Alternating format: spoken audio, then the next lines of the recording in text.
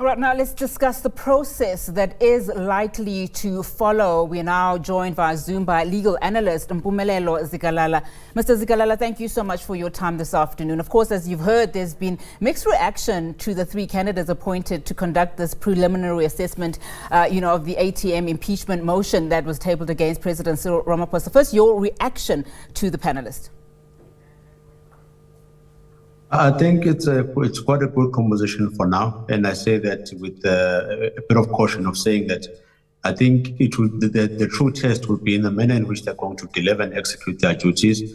Most importantly, the type of questions in which they're going to ask and determining whether there are instances of the violation of either the constitution of the law, instances of misconduct on the side of the president, and the manner in which they're going to evaluate the evidence.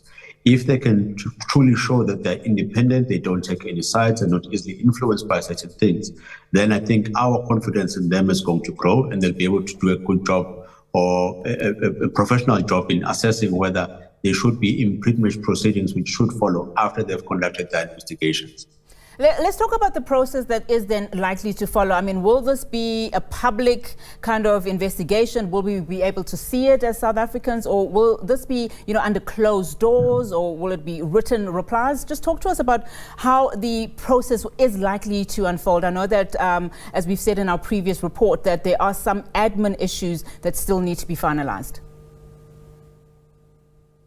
That's what remains to be seen. However, I think a much more fair and adequate process would be to say we want to open this process to everyone in South Africa to make their own submissions. All those that would have complaints or would like to make submissions or to provide evidence are then invited to come in. I think without casting any aspersions or maybe any predictions, the likes of Mr. Arthur Fraser would certainly like to come in and be part of these particular investigations or to be able to provide evidence. So at the end of the day, invitations would be sent to the members of the public to then come in and to state their evidence. Maybe they would take the stance which has been taken by the State Capture Commission by saying, make a brief affidavit, tell us what you're going to discuss. Upon that discussion, we can then either choose to contact the implicated party or then invite you on the basis of what you are going to tell us, so that we further assess whether it's going to be relevant or not. After that has been done, make your written submissions with other administrative staff which are going to be there, or let's call them evidence leaders, to then probe further or provide further explanation as to whether what you are saying is indeed true, or there are things that may need clarity at a later stage. I think once that particular process has been done, then this particular panel will be able to sit and say, we've got this information which is in front of us, this is the way in which we are assessing it. Part of our assessment was to assess whether the individuals making the submissions were telling the truth or not, and based on it, that's what we are going to do, this is what we are going to recommend. Another problem that they may find, though, look at the nature of this particular investigation. Let me call it the Phala Phala farm gate investigation. It involves more law enforcement agencies. Now, the question would be, are we going to have parallel investigations in which the law enforcement agencies are going to do the investigations and then come up with a decision at the end of the day? Or are we going to marry the two and even say to the SIU, to the police, come and let's hear what we have to say, what type of investigations has been conducted, so that we're able to take a proper decision on that one? That may be supported by the members in the National Assembly or even this particular panel, because one of the impeachment grounds is to say the president has breached or contravened the certain law of the Republic. So in order to prove that, you do need law enforcement agencies to then come in and say, yes, we've conducted our investigations and this is what we have. Or we may have a situation where the president himself would say, if you say I've broken the law, wait up until the court of law has dealt with me, and at the end of the day, I've been found guilty, and only then we can come and discuss this particular procedure.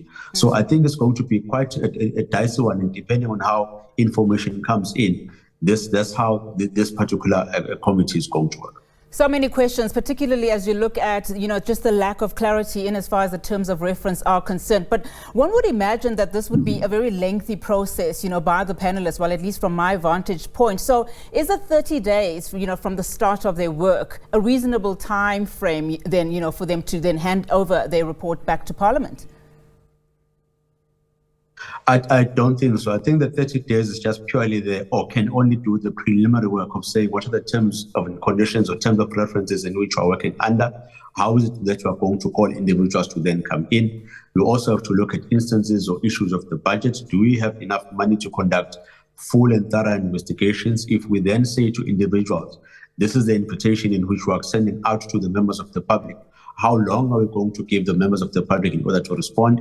If we then say 2 weeks, that means you have plus minus 14 days, working days, which are you can no longer use because you have waited up until those particular evidences came in. So the 30 days, which has been stated here, I do not think is going to be enough. But I think the elephant in the room in this particular matter would be, how far are the law enforcement agencies in terms of the investigations which are taking place? Linked to that, how far is, for example, the public protector in all of this? You can't ignore those two reports because it deals directly with what the Constitution is saying when they're saying that the president has breached or has contravened a certain law. So you need those two law enforcement agencies and the oversight or body, which is the public protector, to then come in and also to provide evidence. Let's remember why we need this information. Is to inform and to ensure that members of the National Assembly, when they need to take their 2/3 majority vote, they are well informed as to what the contraventions were, whether the president is cleared or not, or whether there still needs to be further investigation. You can't do that if you have information which is missing, which is held or should be provided by the law enforcement agencies and by the public protector. So for me, it may have been a bit too soon to institute such a panel.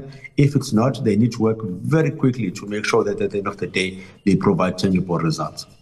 A recommendation probably that the panelists might raise, and also, just also ask that similar question about how far are the investigations in as far as the law enforcement is concerned. But thank you so much, Mpumelelo, for your time and your analysis this afternoon. That was Mpumelelo Zikalala, and he is a legal analyst.